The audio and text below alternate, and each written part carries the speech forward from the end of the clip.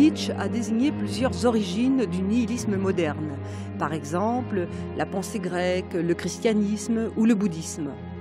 Et en effet, le rien, le néant se propose comme objet de pensée depuis toujours.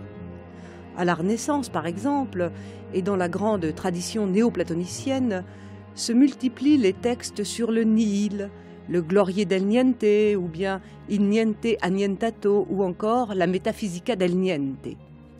Mais rappelons aussi que Gorgias, en son temps, a écrit un traité du non-être, ou que Maître Eckhart a pu dire, je cite, « Toute créature est de soi néant, car Dieu a créé toutes choses pour qu'elles fussent, et avant toute chose, il n'y a rien. Celui, par conséquent, qui aime les créatures n'aime rien et devient néant. » Alors, puisqu'avec Nietzsche et avec Heidegger à sa suite, nous nous proposons de prendre au sérieux la question du rien et de tenter de la penser, nous avons pris rendez-vous aujourd'hui avec Stanislas Breton, qui vient de publier chez Pharos un livre important intitulé « La pensée du rien ».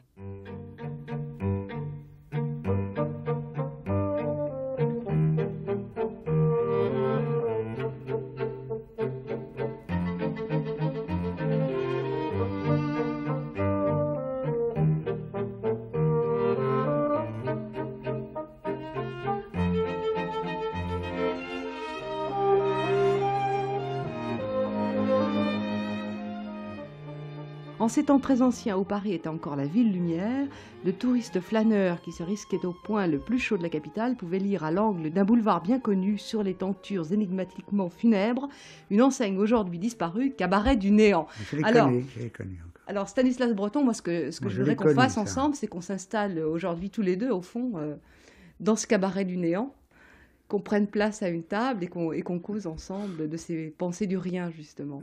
Oui, j'ai pensé à ça en souvenir évidemment de mon retour de captivité. On m'avait conduit dans ces parages chauds. J'avais des amis par là, une famille que je connaissais bien et dont le père avait été mon camarade de captivité. Donc ce cabaret il y avait existait bel et encore bien, ces tentes énigmatiquement funèbres, effectivement.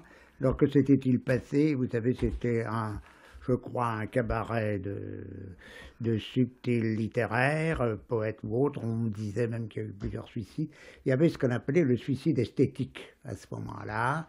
Il y avait une certaine joie de disparaître, paraît-il, ce qui n'était pas le cas dans un certain surréalisme, d'ailleurs. Alors, Parce que je ne crois pas que les surréalistes fussent très joyeux, lors même qu'ils se sont suicidés.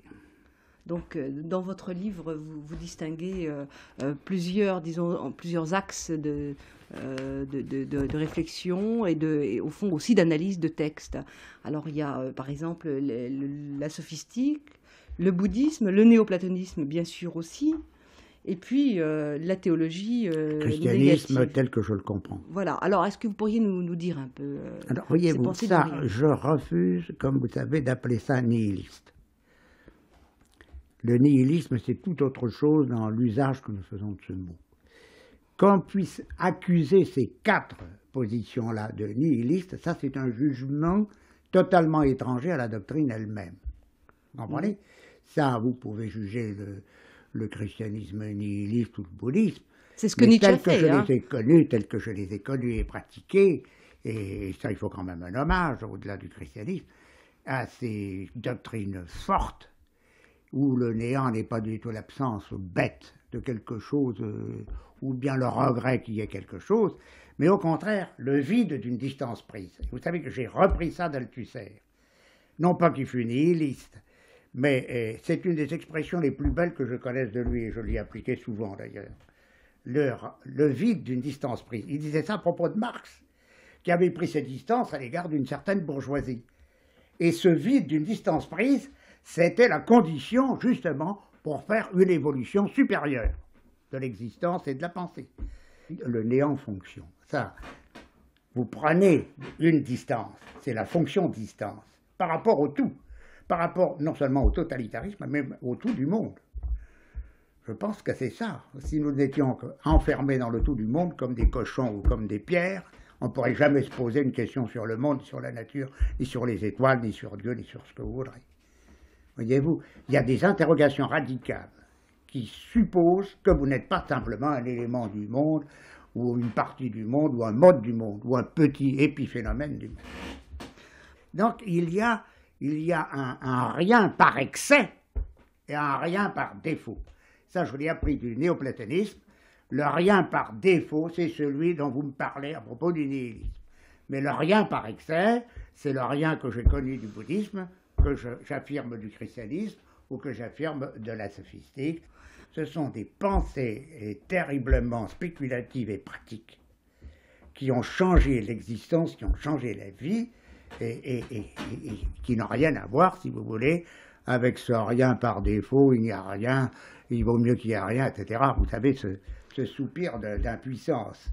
Ce sont des doctrines de force, c'est-à-dire qui pensent que dans l'âme humaine, il y a une puissance telle qu'elle peut mettre à distance tout et n'importe quoi, que ce soit Dieu ou autre chose. Ça, c'est à cette pensée-là que j'appelle néant-fonction que je me rattache, personnellement. J'en distingue 4 espèces, parce que j'ai eu l'occasion de les étudier. Le christianisme sous la forme de la théologie de la croix, par-delà le Dieu des religions, par-delà, voyez-vous, c'est une active transcendance, voyez-vous, mais qui suppose qu'on mette à distance. En Paul est immergé, et si le christianisme n'avait pas été immergé dans le judaïsme, il n'en serait jamais sorti, vous comprenez? Pour qu'il y ait une émergence, il faut qu'il y ait une distance. C'est ça que j'appelle le néant-fonction.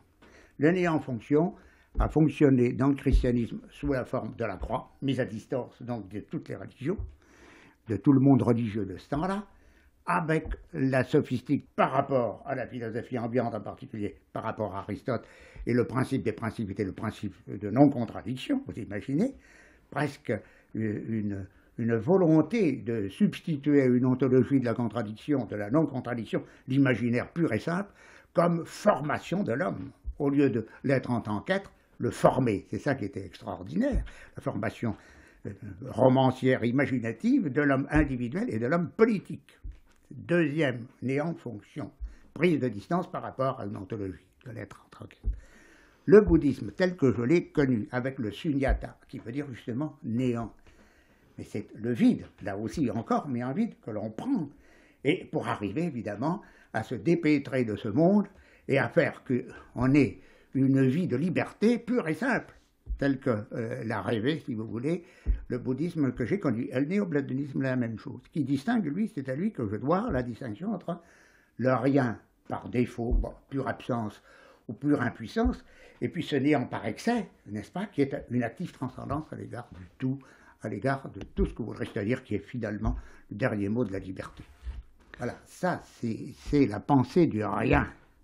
Ça n'a rien à voir, je vous dis, avec le nihilisme. Mais vous pouvez accuser, si vous vous mettez dans une optique nietzschéenne ou autre, vous pouvez en effet accuser la sophistique de néant, de nihilisme, c'est-à-dire une sorte d'homicide de l'homme et de suicide, si vous voulez, puisqu'il n'y a rien à quoi on puisse rattacher, n'est-ce pas? Vous pouvez les accuser, n'est-ce pas, à condition que vous fassiez la confusion entre ce que j'appelle le néant par défaut et le néant par excès, c'est-à-dire ce néant fonction dont je vous parlais tout à l'heure, qui est le vide d'une distance prise. D'ailleurs, Nietzsche n'a fait que ça, que prendre sa distance, à l'égard de tout ce qu'il connaissait.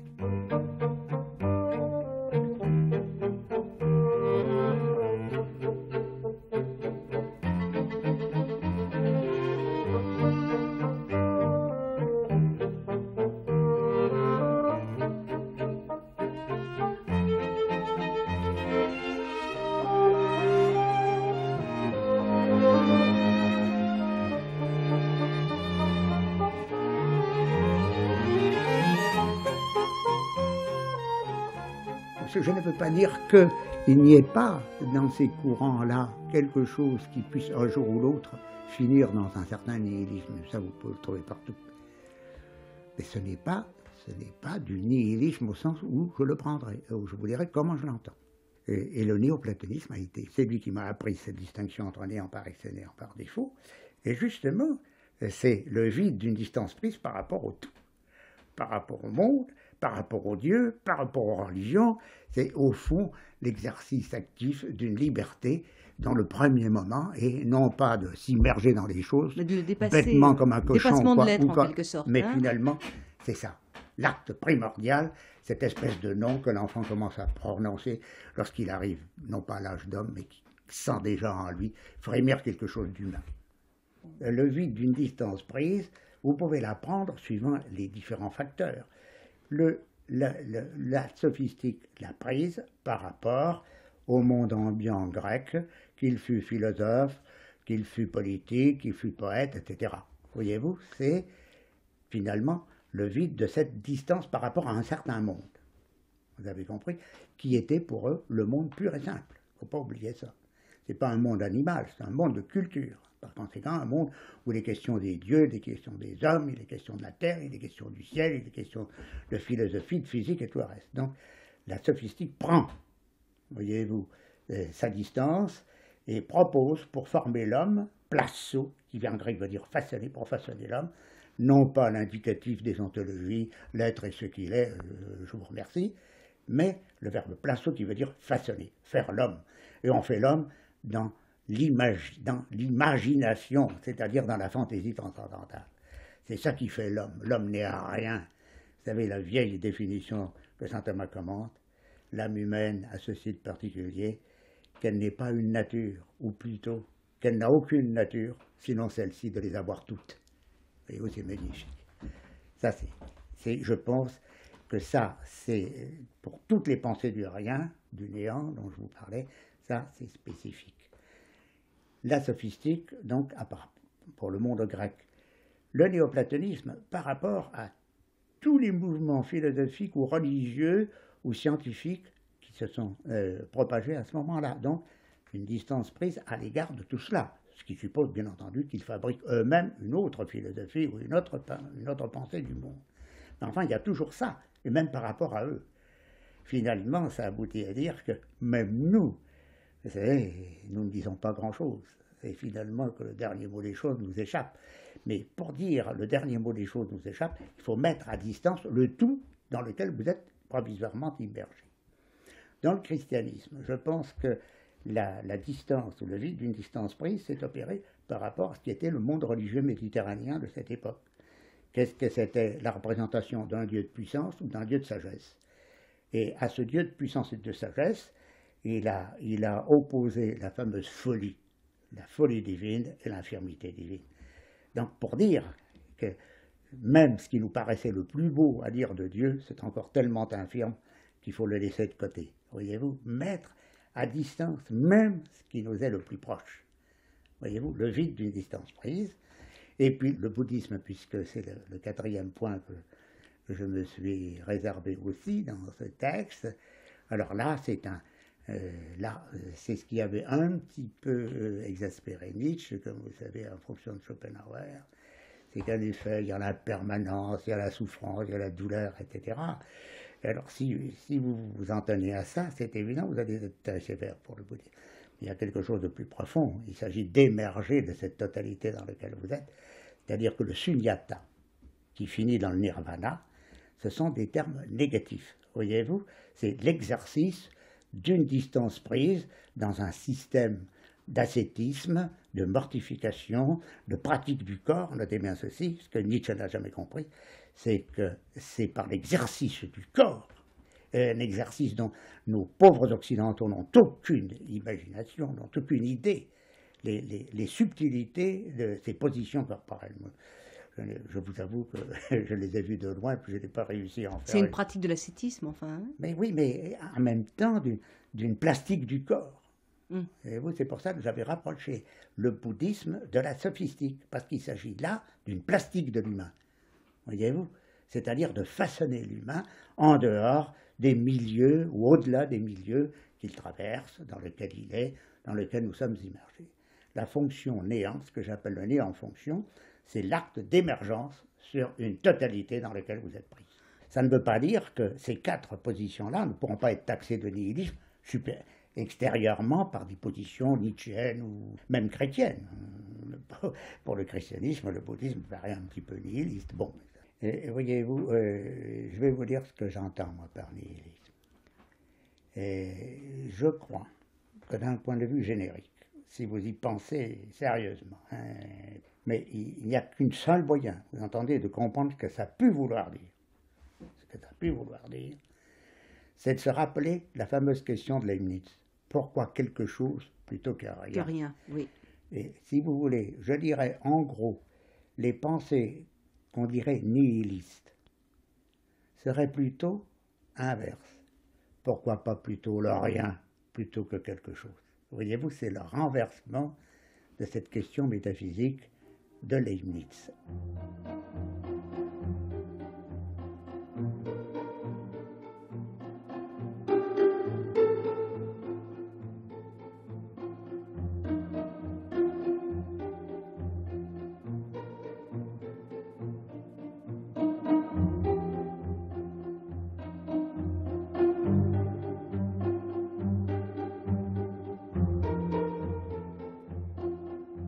Et alors là, je vais vous dire, je distingue, si ça vous intéresse, deux types de nihilisme. Un nihilisme que j'appelle optatif.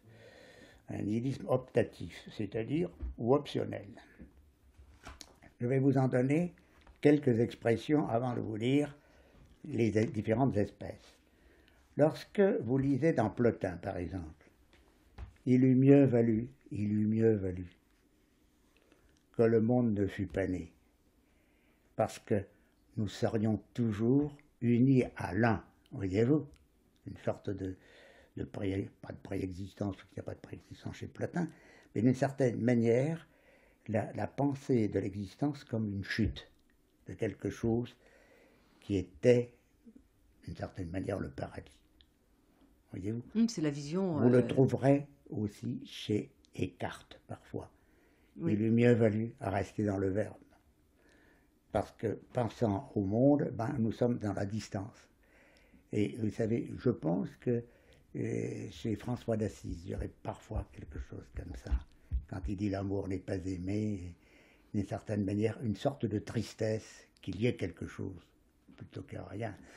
Mais alors, ce nihilisme-là, si vous voulez, cette pensée que nous pourrions dire nihiliste, elle est ici au sens large. Parce que le souhait qu'il n'y ait rien est relatif. C'est un nihilisme relatif. Il eût mieux valu qu'il n'y ait pas de monde pour que nous restions. Voilà, il porte sur le monde. Hein. Dans l'absolu, voilà. C'est ça. Mmh. Ou bien encore, quand Jésus dit à propos de Judas, il eût mieux valu qu'il ne fût pas né. Ce n'est pas un nihilisme absolu, tout simplement, on regrette d'une certaine manière que cette espèce d'unité avec l'absolu ait été rompue de cette manière-là, voyez-vous. Mais enfin, ce n'est pas un nihilisme absolu, c'est un optatif, on souhaite qu'il n'y ait pas eu quelque chose. Mais on ne dit pas qu'on eût souhaité qu'il n'y ait rien, absolument rien. Vous comprenez, c'est ça. Alors, la deuxième, voyez-vous, de ce nihilisme optatif ou optionnel, vous avez alors le nihilisme absolu. Il eût mieux valu qu'il n'y ait absolument rien, ni Dieu, ni monde, ni quoi que ce soit. Voyez-vous, ça serait une image, si vous voulez, très rapide de ce que serait, si vous voulez, ce premier type de nihilisme que j'appelle optionnel ou optatif. Alors, l'autre, évidemment, est radical. Il eût mieux valu, franchement, qu'il n'y ait rien. Mais rien, absolument rien. Voyez-vous, alors là, vraiment, on peut dire que... Mais là, c'est le problème du mal, au fond, qui se dégage. Il peut y avoir le problème du mal, mais le problème du mal n'est pas simplement ici la souffrance ou l'impermanence, voyez-vous. Et il y a une sorte de liaison entre être et mal-être, si vous voulez. Être, c'est toujours mal-être.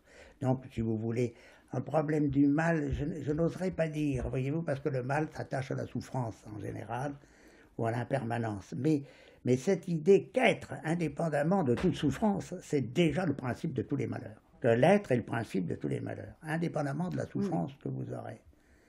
Voyez-vous, là, c'est un radicalisme, je crois, qui est assez peu connu.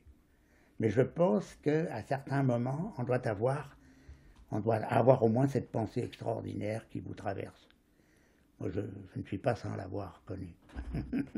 Alors, c'est pour vous dire que je fais, donc, dans ce premier nihilisme optionnel, si vous voulez, ou optatif, souhait, n'est-ce pas, il lui m'est valu qu'il n'y ait rien, soit relativement, comme Plotin, l'Ecclésiaste, Jésus, etc., soit qu'il n'y ait rien absolument, ni Dieu, ni quoi que ce soit, parce que être, sous sa définition, être, est toujours un mal-être et un malheur. Voyez-vous? Donc le principe de toute souffrance. Ça, c'est ce que j'appelle le nihilisme optionnel, mais absolu. Voilà les deux types. Et puis alors, vous avez un nihilisme que j'appellerais de conséquence, c'est-à-dire un nihilisme dont je vais vous donner l'exemple, quand Heidegger dit que toute la métaphysique occidentale, et en particulier la volonté de puissance en dernier avatar Nietzsche, avec la volonté de puissance, c'est l'oubli de l'être, ben évidemment, en ce sens-là, pour Heidegger, le nihilisme, il est exercé, c'est un nihilisme qui est immanent à toutes ces doctrines, mais ce n'est pas un nihilisme professé, parce que la volonté de puissance, au contraire, voyez-vous, ça serait quelque chose de magnifique, éminence de la vie, du vivant, etc. Mais en réalité, voyez-vous, alors ça, ce sont des jugements sur les doctrines. Il y a des doctrines qui, par elles-mêmes, semblent, pour certains, sécréter, si vous voulez, le refus de l'être ou l'ignorance de l'être. Voyez-vous, en ce sens-là, nous dirons que la volonté de puissance, c'est le dernier avatar du nihilisme occidental. Et dans ce contexte, le christianisme lui-même, la sophistique elle-même, le bouddhisme lui-même devient alors nihilisme pur et simple. Et c'est un nihilisme qu'on pourrait dire purement conséquentiel, c'est-à-dire tiré de certaines doctrines par une autre doctrine. C'est un jugement sur une autre doctrine. Alors il y a encore d'autres formes de nihilisme, Stanislas Breton, qu'on peut probablement dégager du monde moderne. Oui. Celle que je dégage là en finale. Oui, en finale de votre livre, donc La pensée du rien. Ben, ce que j'ai dit de l'ennui, voyez-vous, mais qui est une forme, si vous voulez, il y a un ennui qu'on pourrait dire ontologique, qui est celui de la nature qui se répète, voyez-vous. Alors, rien de nouveau sous le soleil, ça, vous savez, c'est Coëlette sous sa forme biblique. Je crois que ce n'est pas tout de même radical, parce qu'il y a un Dieu derrière, quand même. Derrière, c'est plutôt un jugement des choses du monde pour aller au-delà de ces choses. Vous comprenez? C'est dans ce sens-là que ce n'est pas radical pour moi.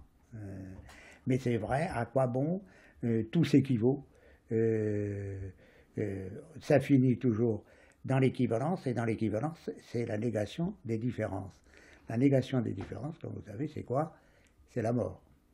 Parce que s'il y a une chose qui est manifeste aux biologistes, c'est que la vie crée des différences. Je pense, je vous le répète, qu'il n'y a de nihilisme que lorsqu'on inverse la question métaphysique. Pourquoi quelque chose plutôt que rien? Mais pourquoi pas rien plutôt que quelque chose?